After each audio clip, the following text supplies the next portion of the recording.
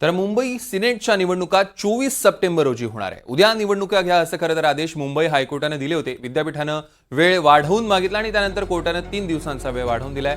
मुंबई विद्यापीठानं सिनेटच्या निवडणुका पुढे ढकलल्या। या निर्णयाच्या विरोधात ठाकरे गटानं हायकोर्टात याचिका दाखल केली होती आणि त्यावर सुनावणी दरम्यान मुंबई हायकोर्टानं मुंबई विद्यापीठाला चांगलंच फटकारलेलं आहे।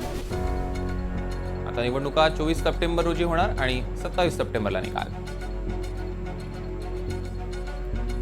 दरम्यान हा केवळ युवा सेनेचा विजय नसून 13,500 पदवीधरांचा विजय असल्याची प्रतिक्रिया युवा सेना नेते वरुण सरदेसाई यांनी दिली।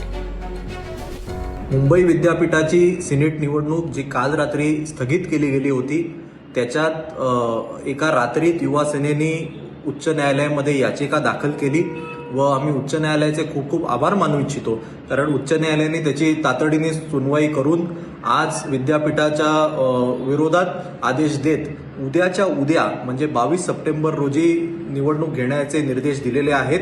हा विजय हा केवळ युवा सेनेचा नसून हा 13,500 पदवीधरांचा आहे आणि या सरकारने जे काही लोकशाहीला च्या विरोधात जे काही षडयंत्र रचलं होतं, हे षडयंत्र देखील उच्च न्यायालयाने हाणून पाडलेलं आहे। त्यामुळे आम्ही उच्च न्यायालयाचे खूप खूप आभार मानू इच्छितो व युवा सेना या सिनेट निवडणुकीसाठी सज्ज आहे व आदित्य ठाकरे साहेबांच्या नेतृत्वाखाली ही निवडणूक आम्ही लढू आणि 10 पैकी 10 जागा या 100% आम्ही जिंकू।